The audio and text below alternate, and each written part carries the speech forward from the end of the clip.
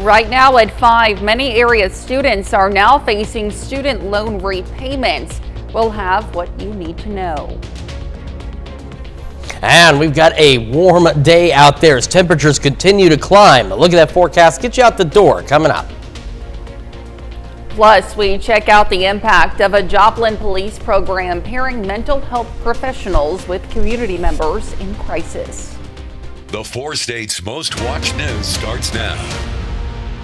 Good morning and welcome to the KOAM Morning News. It's 5 a.m. I'm Elise Noe. And I'm Chris Warner. It is now Tuesday. It's May the 13th, and it is going to be a very warm day out there. Yesterday was pretty warm, and it's going to continue to heat up over the next few days across the area. And then we'll have those rain chances later this week. And of course, we'll break down all those details for you in a moment. But let's start with that look outside downtown Pittsburgh. We've got mostly clear skies, a few clouds here and there. Otherwise, not a bad start. Fairly decent temperatures, a little warmer than where we were this time yesterday. MoDOT camera 20th and range line in Joplin also looking good this morning. On to the fog tracker though. We do have some patchy fog out there, some denser fog back around the Grand Lake area, stretching through parts of Ottawa and Delaware counties.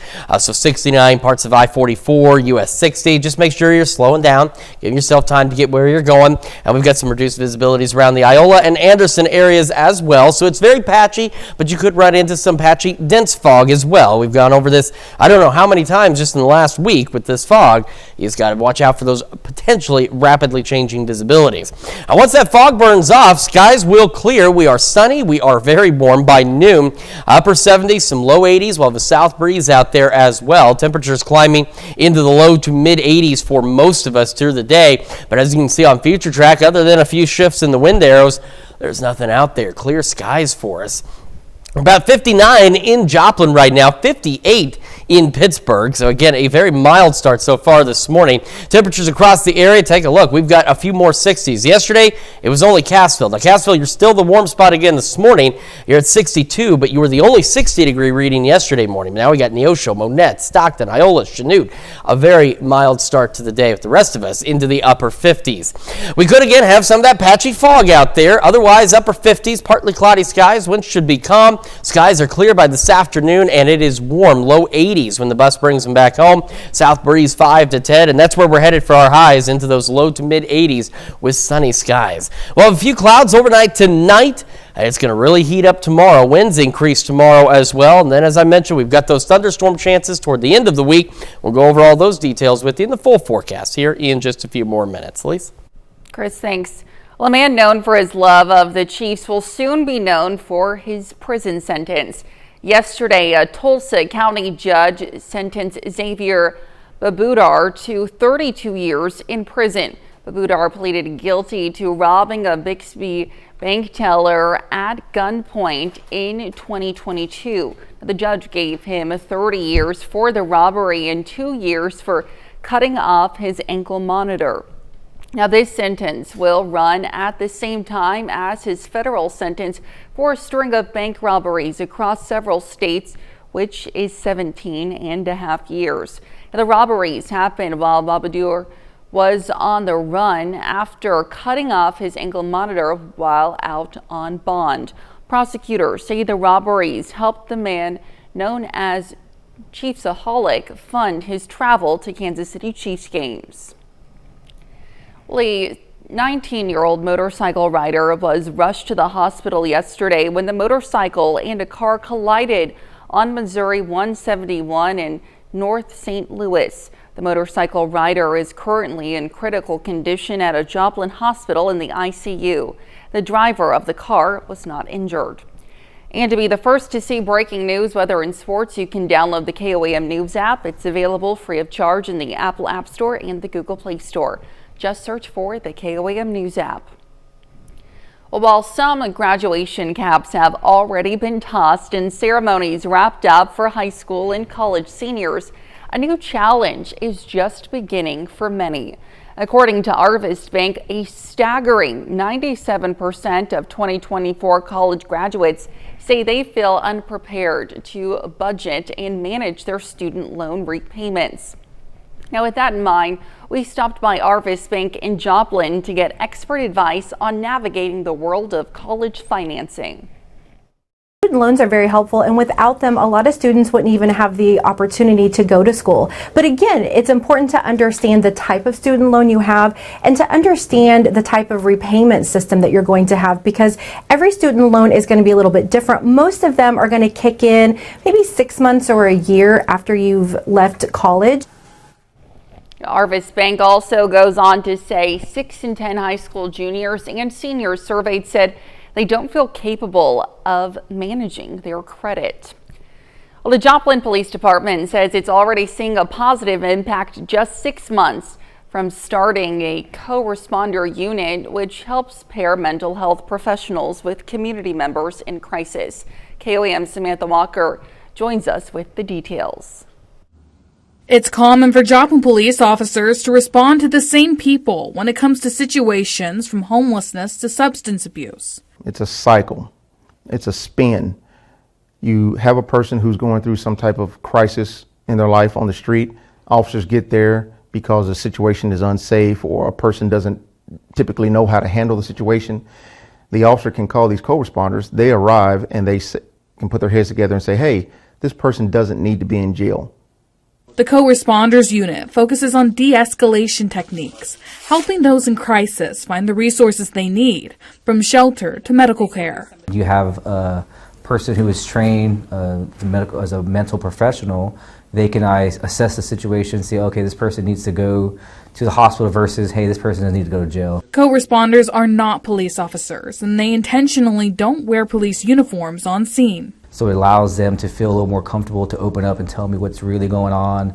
But they are still embedded into the department. This is not a standalone, separate entity, but these folks are embedded physically inside the police department so that they can work closely with police officers and police command.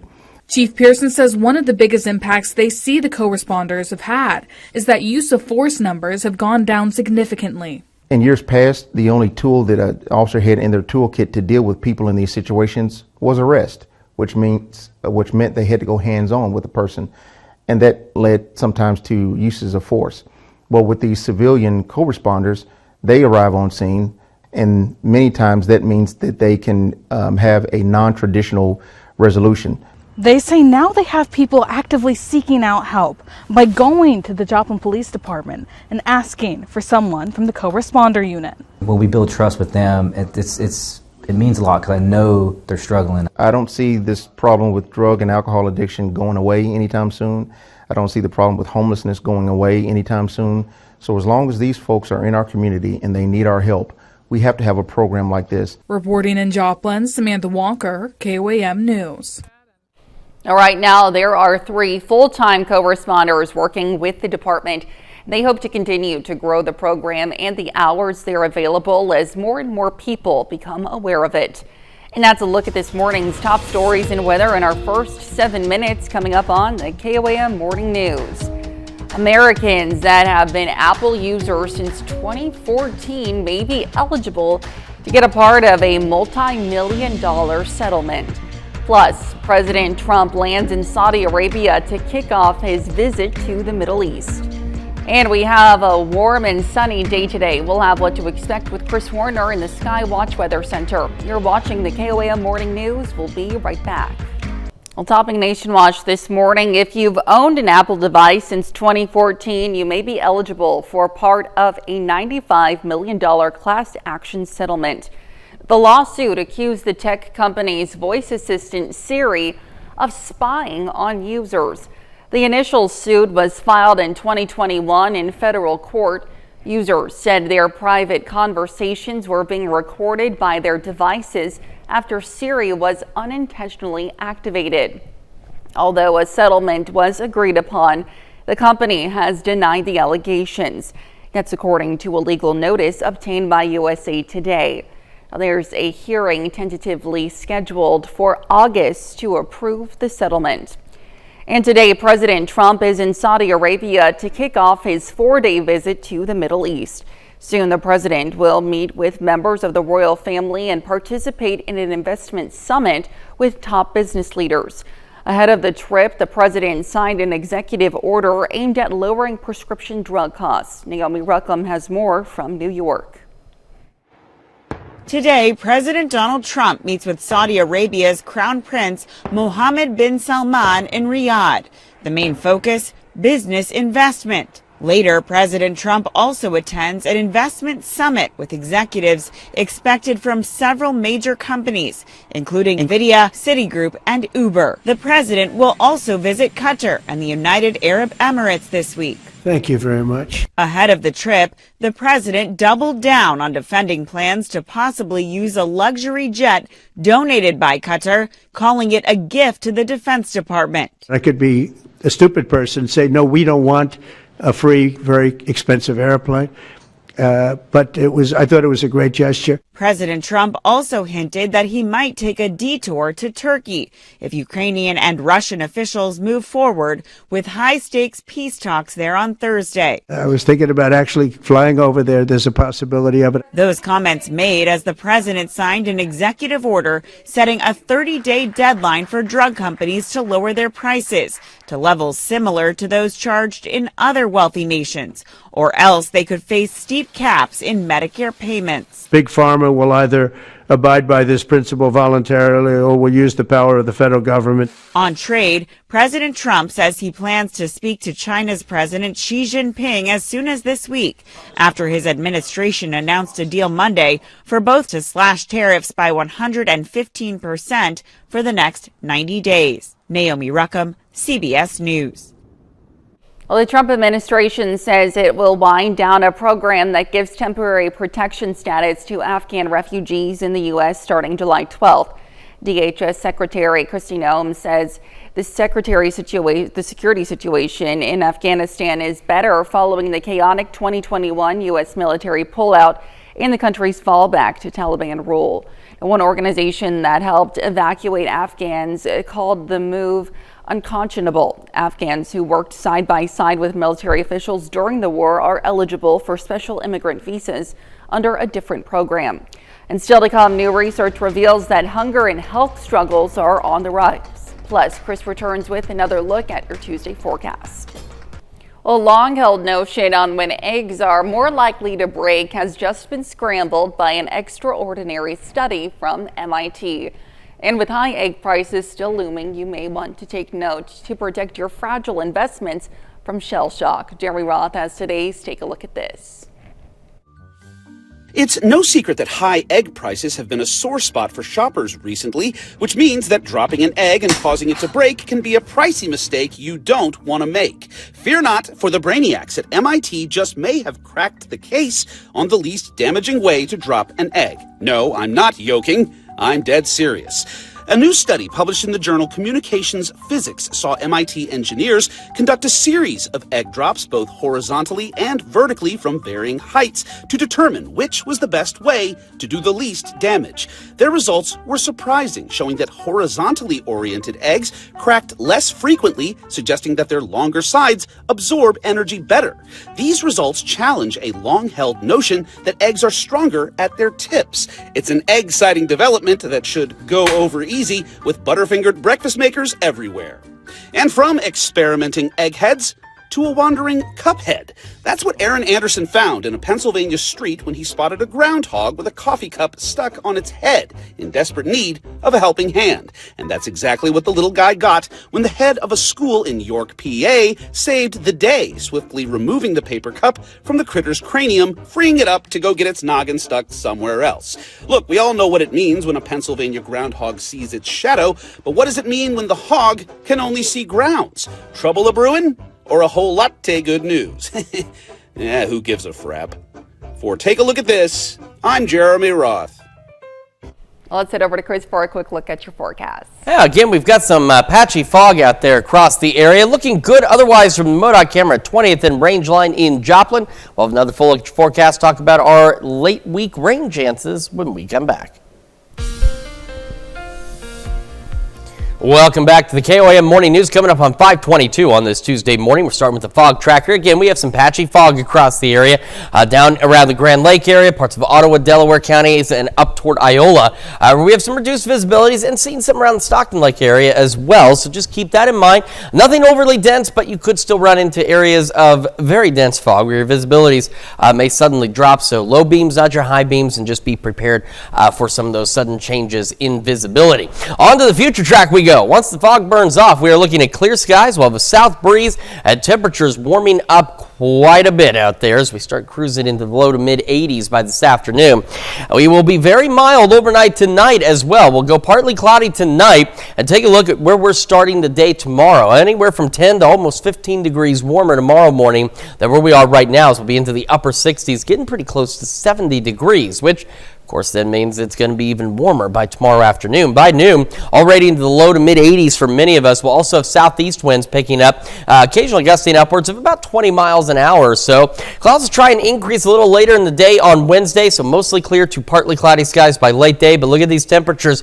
We're into the upper 80s for pretty much all of us.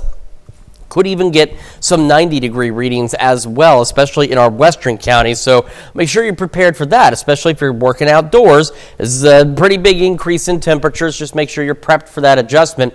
We head into our Thursday. It's another partly cloudy day. Could be a bit breezy again, starting Thursday morning in the low 70s. We don't do as much warming into the afternoon, but we'll still eventually make the 80s as we go through our Thursday. But we also remain dry. It won't be until a little later this week that those rain chances build in. Clear skies through the morning. Fog should be burning off by about 8 o'clock or so. 64 by 8 and into the mid 70s by 11 o'clock this morning. That again is ahead of our highs, cruising into the low to mid 80s with those sunny skies and that south wind at about 5 to 10 miles an hour. Into the evening, still clear. Clouds will begin picking up after midnight or so. We'll go partly cloudy tonight, and as I mentioned, quite mild, upper 60s. Southeast winds now at 5 to 10, ahead of them increasing on our Wednesday. So let's take the future track down the road into Friday. Friday, we start off pretty decently. We've got some low 60s out there. Skies should be relatively clear, maybe a few clouds. And then we'll start to see opportunities for isolated to widely scattered showers and thunderstorms heading into Friday afternoon. We'll get a little break heading into the first part of our Saturday.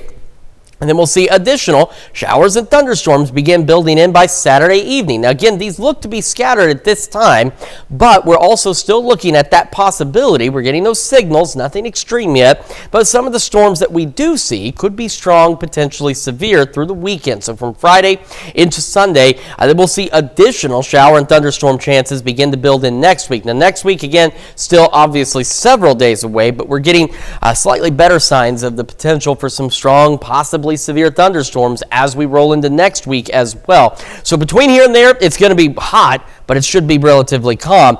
As we head into the weekend and next week, though, we want to start watching.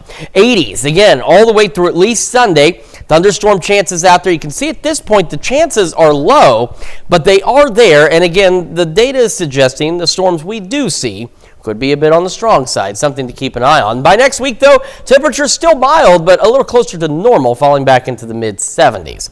Let's check your forecast. We're going to send it over to Elise now with Health Watch. All right, Chris, thanks. Well, 1 in 4 children in the U.S. are living with at least one parent with a substance use disorder. A study published in JAMA found the most common substance use disorders were alcohol, cannabis, and prescription drugs. 19 million children live in homes with substance abuse issues, and those children are more likely to develop physical and mental health problems as a result. Well, hunger and poor health are rising among people relying on federal food assistance. Emergency assistance through the U.S.'s Supplemental Nutrition Assistance Program, or SNAP, ended in early 2023. And since then, food insecurity and poor physical health among SNAP participants has increased. Researchers say the findings show how much government assistance can improve the health of low-income Americans. And mental distress among young women rose after strict abortion restrictions were put in place. A study by JAMA found after new laws were passed in Texas in 2021, Women there experienced a 5% rise in frequent mental distress compared to women in states without abortion restrictions. The study also found men in Texas did not see a similar rise in mental distress. That's a look at some of today's top health stories. We'll be right back. Right now at 5:30, a blood donation center celebrates 30 years in the 4 states and a building expansion. And we've got a few clouds out there, some patchy fog ahead of a very warm day. Look at that forecast, get you out the door coming up. Plus, some students in Carthage serve up their technical skills for a very sweet challenge. The 4 states' most watched news starts now. Good morning and welcome to the KOAM Morning News. It's 5:30. I'm Elise Snowy. And I'm Chris Warner. It is now Tuesday. It's May the 13th, so no Friday the 13th this month. That's certainly a good thing, I'm sure. But we also have very warm temperatures on the way. Yesterday was pretty darn warm, and today even warmer, but will also be drier. Rain chances dwindling until the end of this week. Let's start with that look outside downtown Pittsburgh. I think it's good so far this morning. Got just a few clouds out there. We will have even fewer clouds as the morning progresses. MoDOT camera 20th and range line also looking good this morning. A little deserted for the time being, but won't take much longer before it starts to fill up. Again, patchy fog across the region. So we're talking around Iola, Nevada, Stockton, Miami, Grove, Anderson, and even stretching out into parts of eastern Berry County. We've got some patchy fog. So just be aware of that. Low beams, not your high beams, and do watch out for some of that patchy dense fog. I ran into, again, a little bit of that here. So we're not seeing any significantly reduced visibilities from the Joplin or Pittsburgh, but in between, you might run into some low visibilities here and there, so just be cautious this morning. Once fog burns off by about 8 o'clock or so, we will have clear skies out there, a light southerly breeze, and temperatures heating up. Not much on the future track to show, other than these very warm temperatures that will be even warmer as we head into our Wednesday. Pretty mild start to the day as well. 59 in Joplin, 58 in Pittsburgh. We got a few more lower 60s out there this morning as well. Iola and Cassville both tied as the warm spot at 61 apiece. We've got some 60s, Neosho, Monette, Chanute out there, and the rest of us hanging on to the upper 50s. So kids get on the bus, maybe some patchy fog here or there. Otherwise, partly cloudy, upper 50s, winds expected to be calm, and by this afternoon, clear skies. Very warm, just straight up hot, honestly. I didn't take that lightning off. I apologize. There will be no thunderstorm activity, but we'll have low 80s, south winds 5 to 10. And into the afternoon we go. Low to mid 80s are high, 70 by 9, 79 by noon, and then again, low 80s later today with those sunny skies. We'll have a few clouds overnight tonight. Will be very mild tonight, hot tomorrow, and we do have those thunderstorm chances heading toward the end of the week. Details on all of that here in just a few more minutes. Elise? Chris, thanks.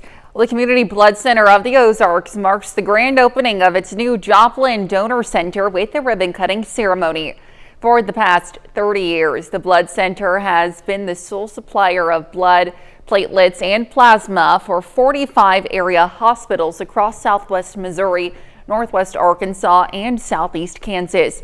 Yesterday, Joplin Mayor Keenan Cortez presented a proclamation recognizing CBCO's decades of service to the community. We felt like it was important to get closer to the hospitals for donation.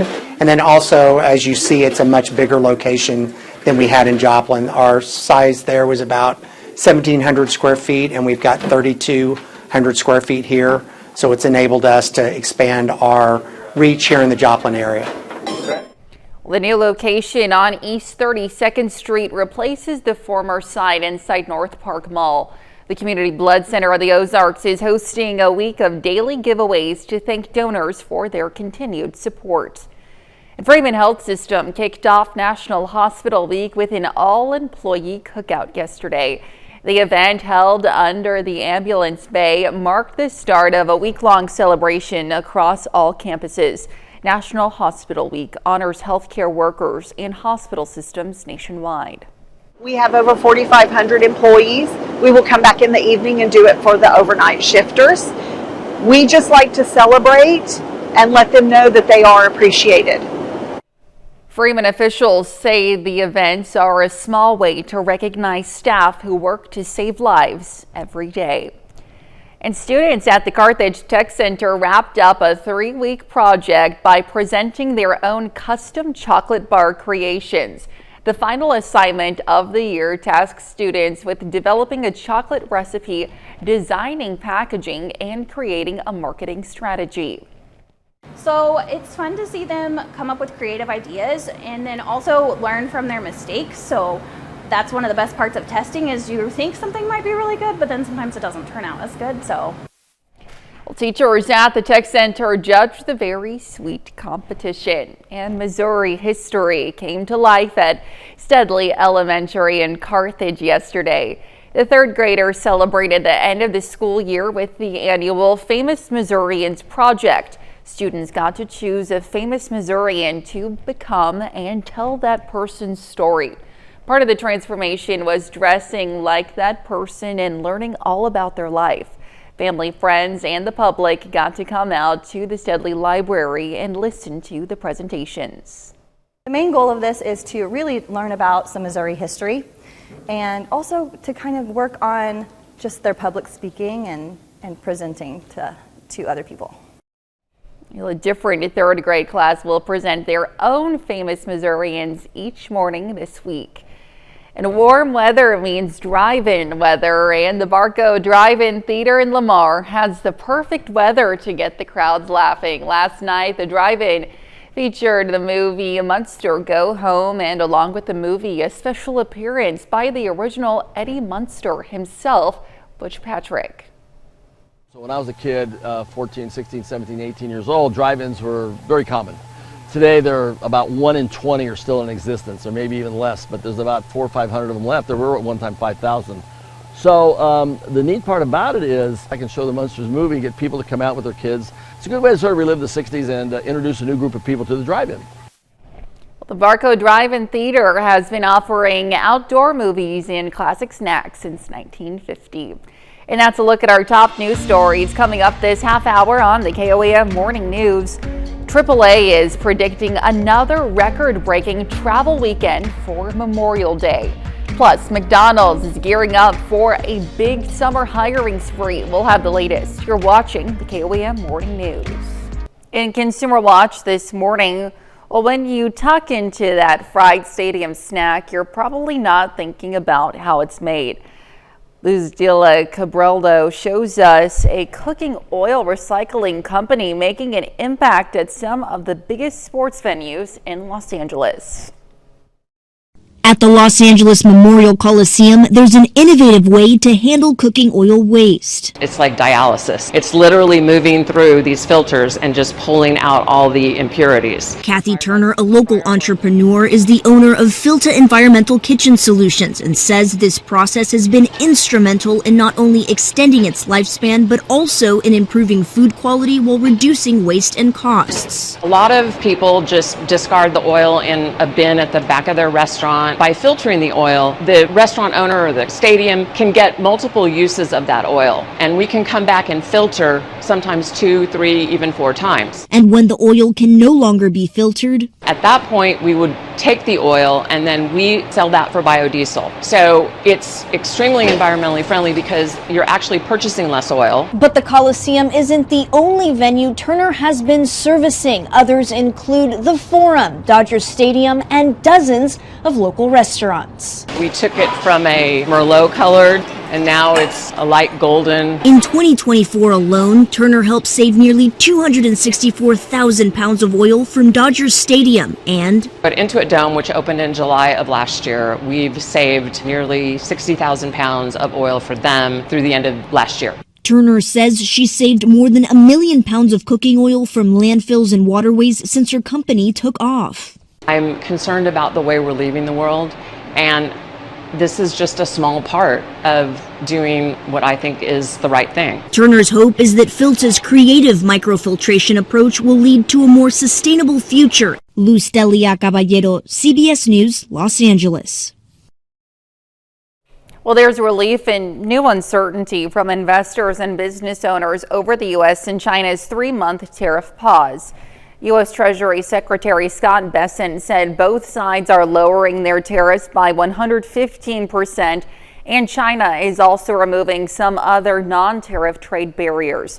Already, Canceled orders for goods from China helped account for a 21% drop in shipping activity in the last week of April. President Trump says he plans to speak to Chinese President Xi Jinping as soon as this week. Well, Memorial Day is less than 2 weeks away, and AAA is predicting another record-breaking travel weekend. More than 45 million people are expected to trek at least 50 miles away from home. The bulk, a new high of 39 million, will hit the roads. Now, currently, average regular unleaded gas prices are down nearly 50 cents per gallon compared to this time last year, according to AAA. Airports are also expected to see a 2% jump in flyers over last Memorial Day. And McDonald's is planning a big hiring spree this summer. U.S. Labor Secretary Lori Chavez de Reimers was there as the fast food giant announced that it wants to beef up its workforce by up to 375,000 employees. The company says new jobs will be permanent positions and that the uptick is hiring accounts for high turnover during summer months. That's a look at Consumer Watch. Here's Chris with a quick look at your forecast. Taking a quick look at 20th and Rangeline MoDOT camera there. We're looking pretty good from MoDOT camera. 20th and Rangeline. Do have some patchy fog out there, and then we'll heat up this afternoon. The latest when we come back. Well, what could be thawing in the trade war between the U.S. and China mean for farmers? Well, an update in today's Ag Day Minute. I'm Clinton Griffiths with today's Ag Day Minute. There's a truce in the trade war between the U.S. and China, with both countries agreeing to roll back most of the recent tariff hikes for 90 days. Trade Representative Jameson Greer says the U.S. has agreed to drop its 145% tariff rate on Chinese goods down to 30%. China, meanwhile, has agreed to lower its rate on U.S. goods by the same amount to 10%. Now, it comes after the two sides held talks over the weekend in Geneva, Switzerland. It's hoped the deal will bring China back to buying U.S. soybeans, which has been a top destination for the crop. A possible trade deal with Japan could have more U.S. corn heading to that market. Japan's prime minister has signaled the country would be open to increasing U.S. corn imports as part of trade talks, but said it would never sacrifice its own ag industry in order to obtain lower auto tariffs. It's been reported Japan has made little headway in 2 rounds of trade talks with the U.S. And Danone is growing, the company announcing it has agreed to buy a majority stake in Kate Farms, which is based in California. It makes plant-based organic drinks for everyday people, as well as for tube feeding for folks with health conditions. Danone, which owns yogurt brand Activia and plant-based milk brand Silk, says the addition would allow it to reach more consumers and patients in the U.S. For more Ag News, watch Ag Day weekdays on the station or get updates over at agweb.com. Now here's Chris with a full look at your forecast. Now we've got some patchy fog out there to contend with. In fact, we're seeing the fog increase in our eastern counties now. So Stockton, Mount Vernon, down to Cassville. You can see on the fog tracker a little bit of that sneaking in here. There are dense fog advisories to our east, but we are again even down to Nevada, down under 3 miles. We also have some patchy fog around the Grand Lake area, through Ottawa and Delaware counties, and up around Iola. So again, low beams, not your high beams, and of course slow down. Give yourself time to get where you're going, and do watch out for where that fog, the visibility could change rapidly on you, so be prepared for that as well. And once this fog burns off at about, say, 8 o'clock this morning or so, we'll have clear skies heading into the afternoon, a light south breeze, and temperatures really starting to warm up. And if this isn't warm enough for you, don't worry, Mother Nature's got one more very warm day. In fact, just a straight up hot day in store for us tomorrow. So overnight tonight, winds will shift out of the southeast. We'll go partly cloudy. Skies will clear again on our Wednesday, just a few clouds here and there, but take a look at noon tomorrow, already into the low to mid 80s by noon. That's going to be ahead of our highs, getting close to, if not reaching, 90 degrees for many of us. So upper 80s, and the further west you are, the more 90-degree readings we could possibly see. So a very hot day indeed. It's also going to be quite breezy. We'll have southeast winds occasionally gusting upwards of about 20 miles an hour or so. We head to our Thursday, another mild start, but by the afternoon it's still warm, but not as warm as Wednesday. We're going to be into the upper 60s, low 70s by Thursday morning. We'll have some partly cloudy skies and again, maybe a bit on the breezy side, but you see by noon we don't warm that much. as we head into the afternoon, but we still eventually will make the low to mid 80s. So for today, again, the fog will burn off. We'll have clear skies out there, mid 60s by 8 o'clock this morning, mid 70s by 11 a.m. And into the afternoon we go. Clear skies continue, and eventually those highs again today, low to mid 80s with a south breeze at around 5 to 10 miles an hour. Into the evening, clear skies, still very mild through the evening as well. Take a look at these temperatures, still 78 by 8, 72 by 10, with our lows tonight, upper 60s, maybe even a couple of low 70s. Southeast winds 5 to 10. What we are watching, though, is our thunderstorm chances gradually picking up as we head toward the end of the week and the start of next week. Now, here's the thing. Thunderstorm chances at this point still seem to be isolated to widely scattered as we head through Friday afternoon and evening. Then we get a pause in activity. It won't be until late Saturday night that we'll see additional scattered showers and storms out there. So while there may not be necessarily many of these storms, some of them could still have that potential to be strong, possibly severe, and that will continue as we roll into the next work week as well, with a few more scattered showers and storms Monday. So it's something we want to keep an eye on. Nothing that's shouting severe at us right now, so we don't have any long-range severe areas highlighted going into the weekend, but we do just want to keep an eye on that. Otherwise, between here and Sunday, hanging on to the 80s, so thunderstorm chances through Monday and Tuesday. Temperatures next week a little closer to normal, mid 70s. Let's check your forecast. We'll send it over to Elise now with a look at sports. All right, Chris, thanks. So Fairland Slow Pitch Softball earned its spot in the Class 3A state tournament about a week and a half ago. Now, that was supposed to take place last Tuesday, but because of inclement weather, it got postponed until yesterday. And the Lady Owls win their first game of the day, 4-3 over Tushka after 11 days off. Fairland really doesn't look rusty at all, handling the Lady Tigers just their 9th loss of the season. All of the state tournament games get played in the same day, so the Owls advance to the semifinals just a few hours later. And in that semifinal game, Fairland held a 4-0 lead in the final inning, but Afro Butler comes roaring back to score 8 unanswered runs. The Indians win it in extra innings, 8-4, and unfortunately that ends the Lady Owls season just a win shy of an appearance in the state title game. Fairland finishes its 2025 campaign with a record of 29-8.